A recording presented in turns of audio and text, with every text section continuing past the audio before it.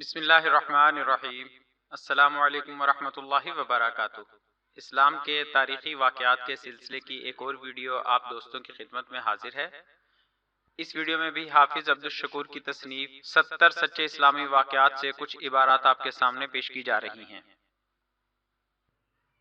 آج کی ویڈیو میں حضور صلی اللہ علیہ وآلہ وسلم کی بیٹیوں کو ابو لہب کے بیٹوں کا طلاق دینا اور دشمن رسول صلی اللہ علیہ وآلہ وسلم کی ہلاکت کے بارے میں بیان کیا جائے گا۔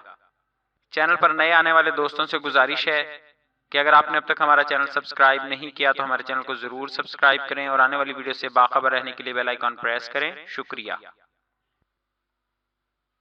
نبوت سے پہلے نبی اکرم صلی اللہ علیہ وآلہ وسلم کی دو صاحبزادیاں ابو لہب کے دو بیٹوں عتبہ اور عتیبہ سے بیاہی ہوئی تھیں۔ نبوت کے بعد جب حضور اکرم صلی اللہ علیہ وآلہ وسلم نے اسلام کی دعوت دینا شروع کی تو اس شخص نے اپنے دونوں بیٹوں سے کہا، میرے لیے تم سے ملنا حرام ہے اگر تم محمد کی بیٹیوں کو طلاق نہ دے دو۔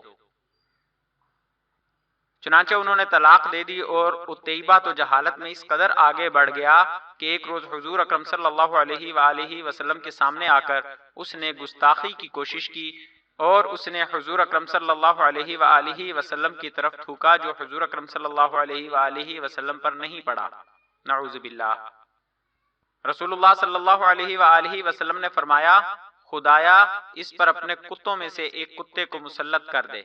اس کے بعد عتیبہ اپنے باپ کے ساتھ شام کے سفر پر روانہ ہو گیا۔ دوران سفر ایک ایسی جگہ قافلے نے پڑاؤ کیا جہاں مقامی لوگوں نے بتایا کہ راتوں کو درندے آتے ہیں۔ ابو لہب نے اپنے ساتھی اہل قریش سے کہا کہ میرے بیٹے کی حفاظت کا کچھ انتظام کرو، کیونکہ مجھے محمد صلی اللہ علیہ وآلہ وسلم کی بد دعا کا خوف ہے۔ اس پر قافلے والوں نے عتیبہ کے گرد ہر طرف اونٹ بٹھا دیے اور خود سو گئے۔ رات کو شیر آیا اور اونٹوں کے حلقے میں سے گزر کر اس نے عتیبہ کو پھاڑ کھایا۔ سرور کائنات حضرت محمد صلی اللہ علیہ وآلہ وسلم نے ہم تک دین پہنچانے کے لیے طرح طرح کی سختیاں برداشت کیں۔